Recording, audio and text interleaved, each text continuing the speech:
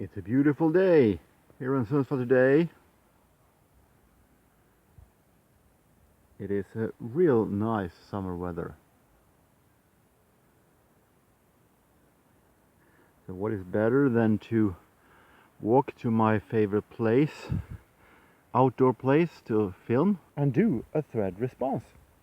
This time for AC Music Haven, that has a thread where he wants us to dig in our collection and pick out records from 2 decades or 2 eras and that we haven't shown before in the vinyl community. Little bit tough.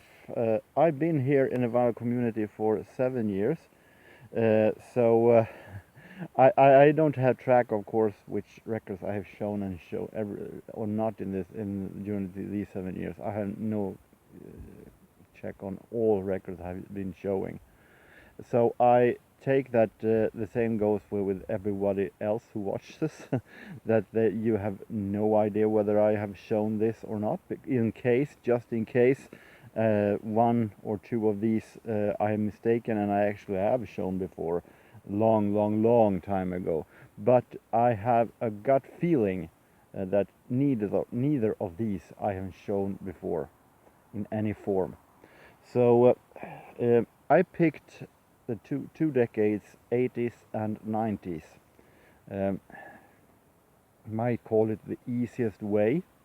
I could have picked the 70s, but the problem is I started listening to the 70s pretty much the same time as I started the vinyl community.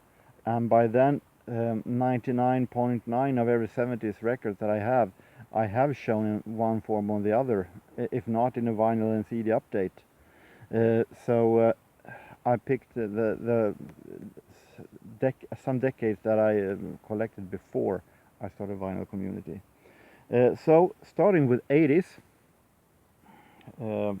I tried also not only to have lost gems when it comes to stuff that I haven't been showing, lost gems also when it comes to the choice of music, stuff that have been going under the radar or over the radar, or that wasn't as big as it should have been.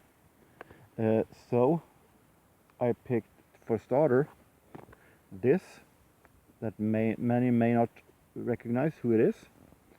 This is Richnell, and Richnell is a Dutch singer.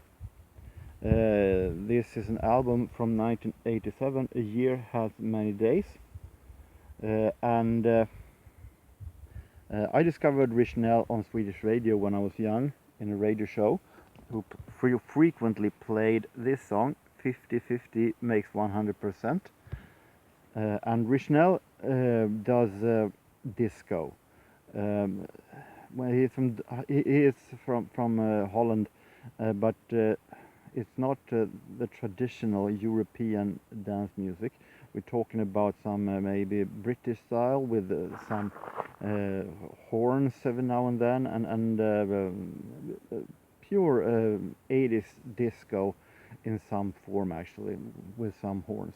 And I like it. I like this a lot. I think it's a great melody. It is really a great groove, and a great album, definitely, that you don't see everywhere, and that never became as big as it should, actually. I think 50-50 could have been a great hit, actually. The next artist is a little bit more famous.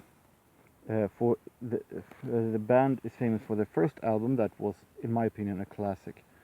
It was a great debut album, the debut album of British Go West, Peter Cox and Richard Drummond, that contained the great hit singles We Close Our Eyes, Call Me, Don't Look Down, Goodbye Girl. Excellent hits, and from an excellent album. The follow-up album didn't become all that big. Go West became Best Newcomers on the British Grammy Awards, if I'm not wrong. This album never became that big at all, unfortunately. Dancing on the Couch I think can't compare it to the first album, because the first album, in my opinion, is a classic. I love the first album, but this is definitely not that far behind. I think it's a really, really great uh, British pop album. Uh, this time also with some horns, but more of a pop style. I Wanna Hear It From You, great song. True Colors, also a great song, great ballad here, The King Is Dead. So Go West, Dancing on the Couch is definitely, in my opinion, lost again. And for some reason I've shown the first album more than I've shown the second album.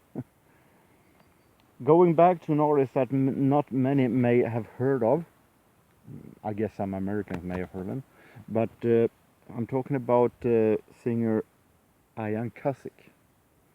Ian Kasich is a kind of singer-songwriter. I think he today sings more of songs from the sea, different in folk music styles. But in the 80s, he sang a kind of a rock style with a little disco beat in it, and it was really, really great. Ian Kasich and the album Great Escape. I discovered Ian Kasich actually because he was also in a radio show. It was 1985, and it was a radio show that I talked about many times that made me discover pop music for real back then when I was 10 years old. And it was one song here called a cover actually of the song Everything Will Turn Out Fine. It was a song by Joe Egan and Gary Rafferty. But I think that one is a really, really nice summer rocker, and I think the album is definitely a really great one, highly recommended. Finally, from the 80s, I picked an album that also was a follow-up to a great, successful first album, but that didn't become the same success, but was actually almost just as good. I'm talking about Rage, the second album from Chappelle. Chappelle, of course, famous for Heart and Soul, but most of all China in Your Hand. 1988 didn't become just as big as 1987. They released some singles that completely disappeared. Arms of Love, Only the Lonely, great songs. But also a single that became a minor hit, but it was definitely worth to be bigger, Secret Garden. And it is a great pop rock album with the energetic and special voice of Carol Decker. I think definitely this is a sadly forgotten album. For some reason I haven't shown a lot at all of Chappelle in the vinyl community. And I can't recall that I ever shown this album. Going to the 90s, as I have more or less showed most jazz and 80s and 70s soul in vinyl community, 90s has been a little of a forgotten decade overall. I haven't shown that much 90s as I should. So I don't think I've shown this one. I may be wrong, but I don't think so. Starting in 1997, and we're talking about band originally from Germany, but with different kind of members from all over the world, including Brazil, which is fortunate since they're most famous for Brazilian music style. I'm talking about the band Bellini and the album Samba de Janeiro. And the song Samba de Janeiro was, in my opinion, the best song back in 1997. I remember when I heard that song the first time, I was on a tour against drunk driving that summer, and I heard the song on radio during that tour, and it really knocked me out immediately when I heard it, because it was so fun and odd, and it was a really nice pop Euro style of samba song, and it was a really great song. I bought the single, and later on I bought the entire album. My best friend, he also started to like this song.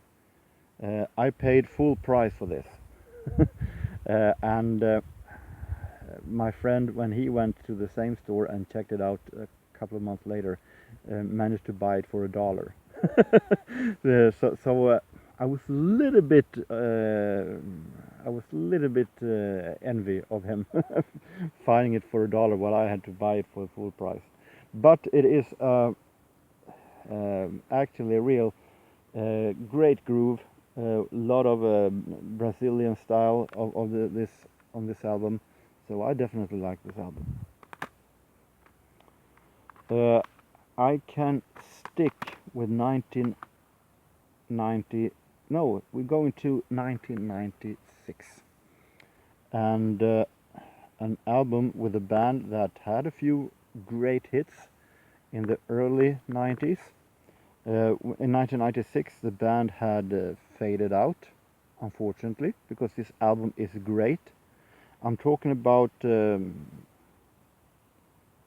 Beloved, a band that had huge success with the song Time After Time, and also with Sweet Harmony. And this album, it was from 1996. As I said, it didn't become all that big, but in my opinion, I love Time After Time, and I love Sweet Harmony very much. But in my opinion, this was their best album, actually. Sometimes it is that simple. Especially this song, Ease the Pressure. A real great and funky synth style song. With a real fun and danceable groove. I really like this song and a melody. And we have a dream within a dream, Satellite. Some really great songs on this album with The Beloved, called X. Nothing more, nothing less. X. Going backwards in time, and after 96 comes 95. I have the two remaining albums is from 1995. I picked out a very forgotten album with a great band, Tears for Fears. I don't think I've shown this before. The album from 1995, Raúl and the Kings of Spain. This one became a huge flop when it came. I'm not going to say that the lyrics in this case isn't the best. I think that Raúl and the Kings of Spain lyrics is a bit of a rambling, but the melody and the refrain and the production is really awesome. Roland Orzabal has done a fantastic job with the production, and it's really great. Great melodies and a great mood in this album that normally also is very strong when it comes to Tears for Fears. But this is a really great and highly recommended album. Sadly forgotten, Raúl and the Kings of Spain. And finally, an album that I remember I had to special order in my record shop to get it, because the album wasn't. I never saw it in a Swedish record store, but it's definitely a great one. British group Juice, two girls, two boys. You might call them a little bit of pre-Steps, something that Steps would become later on, but very much more danceable, because the production is definitely better than I think Steps were in later years. But I heard this group on the tracks chart in radio, and I really fell for the song Call It Love, because of the production, very dreamy dance production, disco pop production. And then came a song that they competed in the British national finals of the Eurovision Song Contest, the so-called Song for Europe, called "I Need You." That is really, really great track. So with these fantastic songs in mind, and that would also follow with a great song called "On the Bible," I definitely went down to my record shop and special ordered this. I didn't care what it cost. I wanted this album so much, and it is a really, really great album, definitely. I'm not going to say that the rest of the singles is in the same quality as the singles, but it's still a very solid and great album. On the Loose is the title of the album by British Youth. So I hope that you are satisfied with my response, Craig, and everybody else also. I hope that you and everybody else have a real nice continuing of the summer. I'm going to sit here for a while, or maybe I'll go down closer to the lake. We'll see. But until next time, take care and so long.